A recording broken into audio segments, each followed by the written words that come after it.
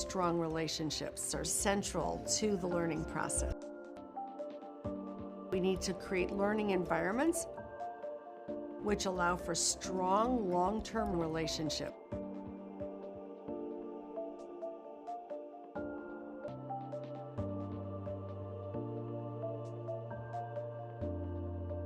If you're in a positive emotional space, if you feel good about yourself, your teacher, that actually opens up the opportunity for more learning.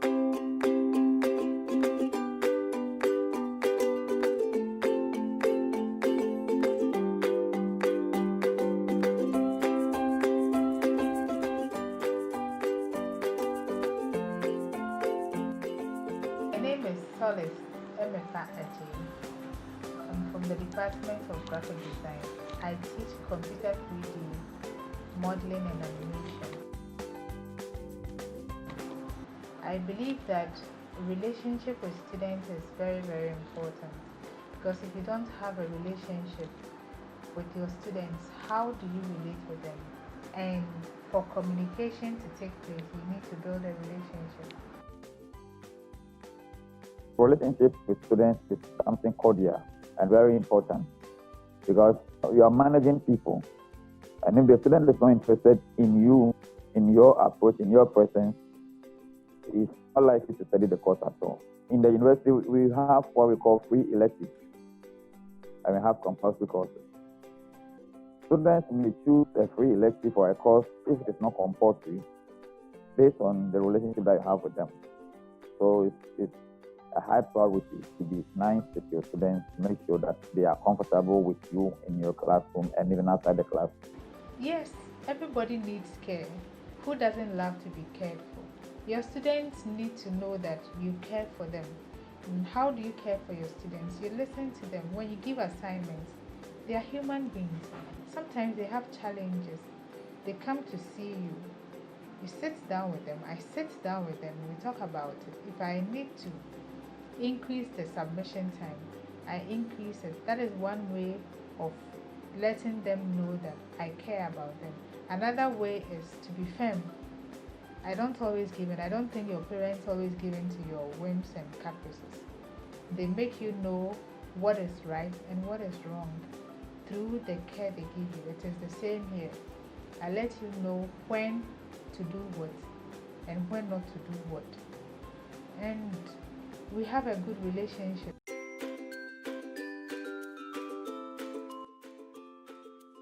Lecturers, like teachers everywhere, are local parenting. I mean,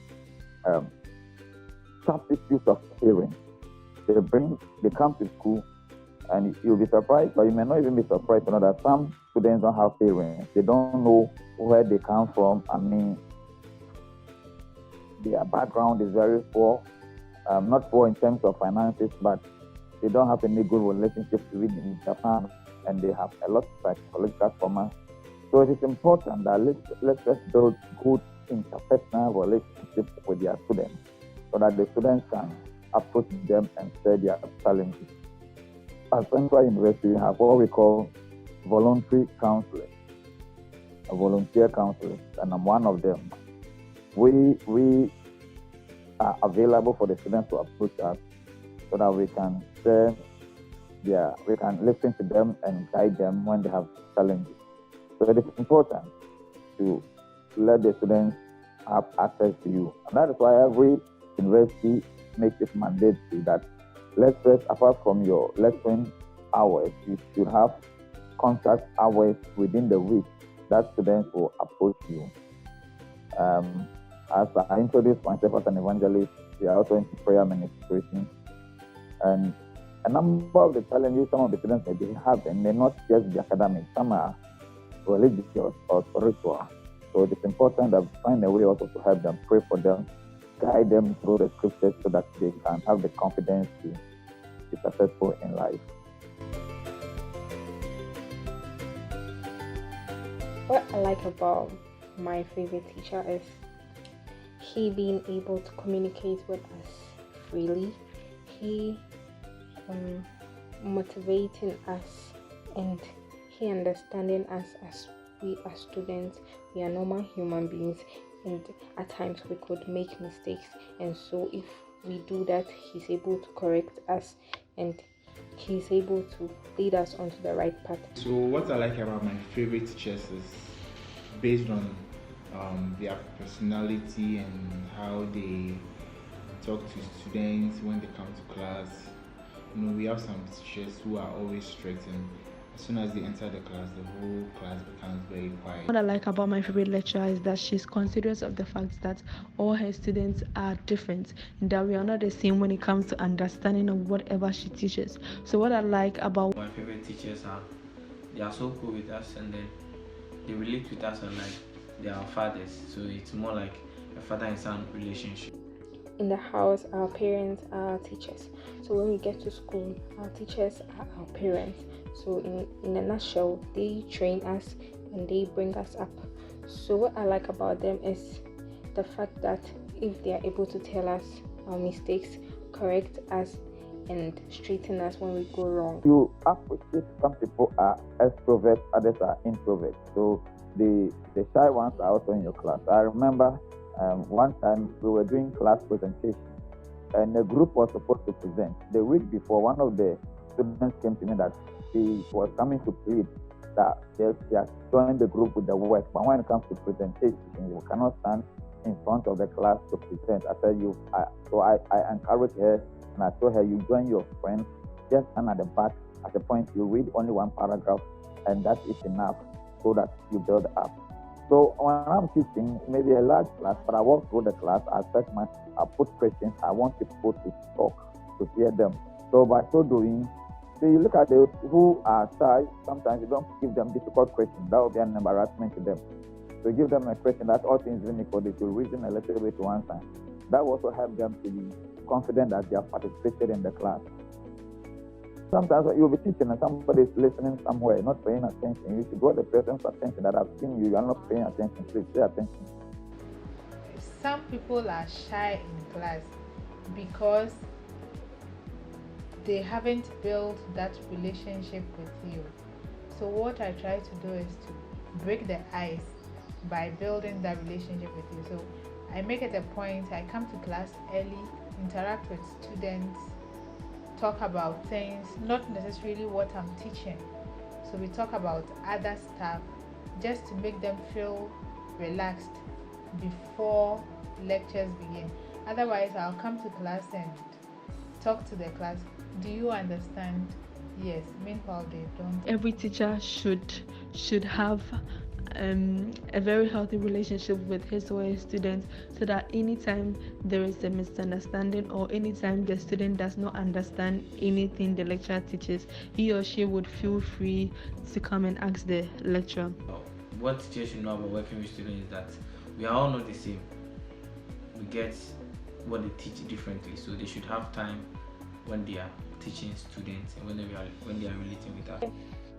You are friends with your teacher, you are able to tell him your needs. Let's say even if you're struggling with something, you could easily approach him and tell him, and then he finds ways to help you solve that problem. I think there should be that kind of relationship between the teacher and then the student. Conflict of interest to build my relationship with my students. I make it a point not to get too close to students. You know, when you get too familiar with someone, you begin to breed contempt, and that is where conflict of interest arises. Yes, so when it's time to work, we work. When it's time to play, we play. I don't mix business with pleasure. In this world, not just for the teachers, in this world, everyone has his or her interest. So if the teacher or the lecturer likes this person, I think there's nothing wrong with that. So if you have 100 students to teach and you go and only 2 students are there, then you want to assess or examine 100 students, you are not doing yourself any good. So attendance is very important. They should come to class, listen to you, then you also listen to them. Then when they come, then that is when you will know whether they understand what you are teaching or not. You don't wait the exam for them to see. It's disturbing if you find that a student or some students don't come to class. It makes you question yourself and it makes you worried, because it means there's something going wrong. You are either not teaching well, or the students may not be following what you are doing in class. In the midst of COVID-19, lecturer-student relationship is still cordial. Otherwise, we can't communicate and we cannot impart knowledge to them.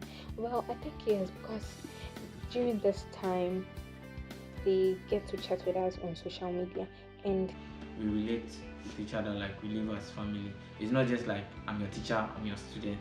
because it makes them so open, and then you kind of say what you might not be able to even say in front of the lecturer, like maybe you'll be shy or something, but this, yes, we are saying it over the phone, so you feel a little bit comfortable. So I think this virus pandemic also brought a little change in teacher-student interaction.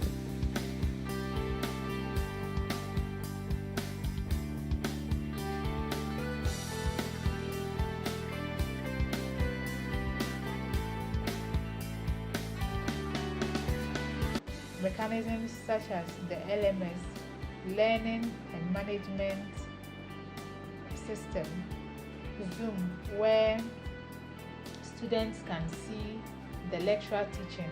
It is just like being in the classroom, except that in this case it is virtual. Madam. Yes. Madam, please, how many hours?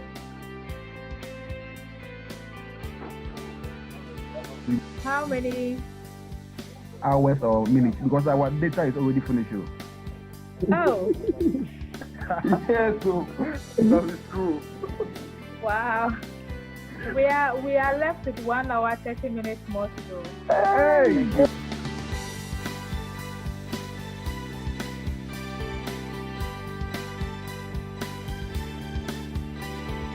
Would you like to be a teacher someday? Wow, that's a tough question. Yes, if only I'm in the right position for it. Personally, I wouldn't want to become a teacher someday because I don't think I have that patience to wait for everyone in the class to understand what I teach. Yes, I would like to become a teacher one day, because that feeling of teaching somebody to get what they are teaching them, and they do understand how you teach them, it's a nice feeling. It's awesome knowing that somebody has really understood what you've taught them. Not really, but then if life pushes me to that direction, why not? I'll just embrace it and work towards it, and I guess I won't be a bad teacher I won't be a bad teacher at all, but then I don't think that's what I want.